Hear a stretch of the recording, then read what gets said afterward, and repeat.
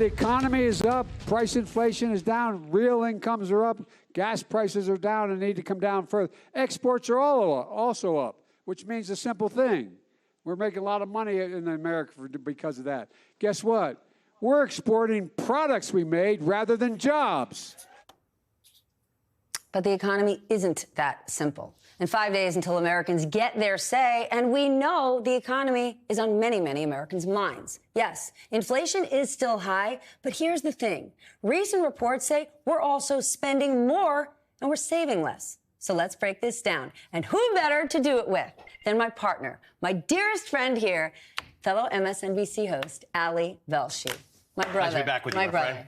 I know you get as frustrated as I do every day watching. It's a great economy. It's a terrible economy. It's an awful economy. Yeah, it's complicated. It's a complicated economy. It's a lot of things. Okay? And I want to talk about one part of inflation, because months ago, I got lit up by Fox News when I said one of the dirty little secrets about inflation is that much of the country can afford it. We are choosing to pay these higher prices. We had two economies before COVID, and now here we are. People with white-collar jobs, we saved, we worked from home, and we're taking a lot of our disposable income, and we're spending money. We're choosing to pay, right? We don't like these high prices, but businesses, but you're accepting it. While there is some price gouging, we can't say it's all corporate price gouging.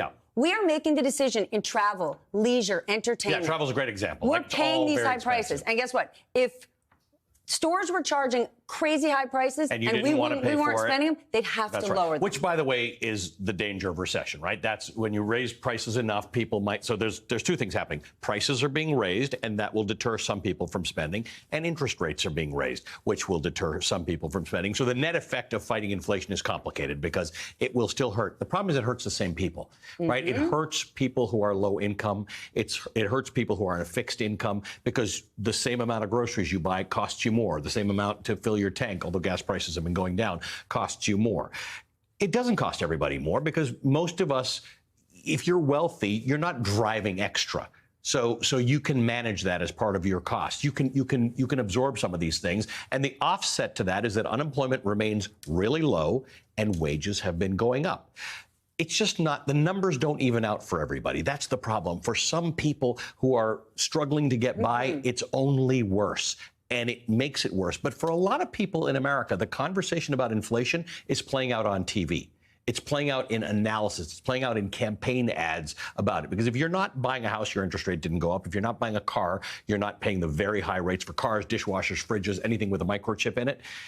Your grocery bill is going up.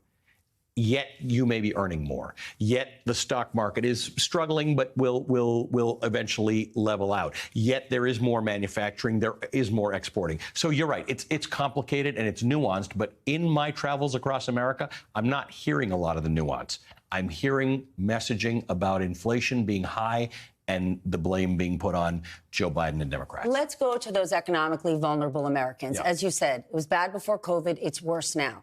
When they say, I need to vote for something different, this economy isn't working for me, what are they voting for? Well, that's a good question. Because Joe Biden's administration is adjusting Social Security up over 8% next year to adjust for inflation. Almost as high as inflation, right? We know insulin costs are being capped. Medicare, what you're paying out of pocket is being capped. So So what do they think they're voting for on the other side? No one has an answer. I spoke to a conservative economist this weekend who was quoted in the New York Times as saying, and he's a Republican, who says there's nothing the Republicans could do that's different. In fact, the one example of a conservative government in the world who decided to be innovative about tackling the economy was in the UK, and that lasted 44 days because there isn't a different answer, unfortunately. It's a tough situation. The inflation is difficult because the solution to inflation is central banks raising interest rates. It slows the economy down. It does have that effect. We're seeing it in housing right now. Right? It is happening. Okay, this is what I want you to talk about. Because when the economy slows, which is the point of raising rates, it infuriates everyone. And housing is the best example. 1 year ago, you and I were covering stories where people said, I cannot afford to buy a house. The housing market is so hot, I can't buy anything. They couldn't because interest rates were so low. It was so cheap to borrow. People were buying vacation houses, investment 100%. Properties. So now you raise rates. Mortgage rates double, which they did, and home prices slow down. So doesn't that balance things? But people don't see it that way. They're just freaking which I get it. They're freaking because oh my God, mortgages cost twice as much, but we knew this was going to happen. We wanted to cool the housing market. And by the way, the other side of this thing is the danger of a recession. It's a huge danger. I mean, the Fed has now 4 times raised interest rates, 3/4 of a basis point. Do you remember in our history, between the two of us, we've been covering business for 100 years. Do you ever are much remember, older than I am. I'm doing 75, you 25. But Correct. do you remember 75 basis points, 3/4%? They've done it 4 times in a row. Now, the problem is it takes 12 to 18 months. The last time that happened, you had an afro and you were wearing neon. And it takes 12 to 18 months to feel the effect of 1 interest rate hike. We've had 7. So this could end up on the wrong side. It is a sophisticated and difficult problem. It feels terrible to have the inflation, and it feels terrible. This is the worst possible moment you can be in. Prices are high, and interest rates are going up. Absolutely. And if you are a wage earner who borrows money, this is as bad as it gets. It's really terrible. My only message to Americans out there who are validly concerned about this is that, and I say this as somebody who evaluates policies on both sides of the political spectrum, Republicans have no better plan. And if you think this is Joe Biden's fault, then Joe Biden's the president of the world, because the Netherlands has higher inflation, Mexico has it, the entire EU, the UK, and about 100 other countries have higher inflation than the United States does. So unless you believe Joe Biden's the president of all of it and the Democrats run the entire world, which I suspect some people believe, there is not a better plan on the books. So if you're frustrated about the economy, I hear you and you're right, but nobody's offering a better solution. But here's the problem.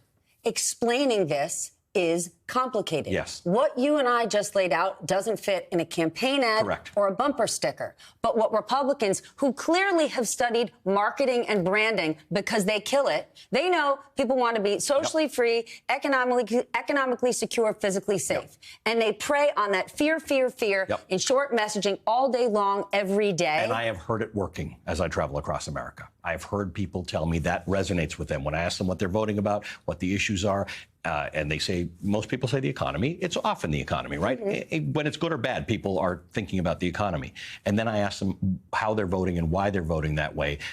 It is often this thing that I don't think Joe Biden and the Democrats have handled the economy really well. Well, when but it's complicated. It is hard, and they have done things, including the CHIPS Act, which is going to be very, very influential, because part of the reason most of the inflation you feel today, if you buy electronics, telephones, refrigerators, dishwashers, cars, is semiconductors, which we don't manufacture in America. You just came from Arizona. Yeah. Phoenix is a city that's benefiting from all of this. Yes. It's becoming a tech hub, manufacturing jobs, chip manufacturing. Think about all the people who left cities like LA, San Francisco, in New York during COVID and moved to South Carolina, to Georgia, to Arizona. Yet these are the states that are saying the economy is so terrible for me.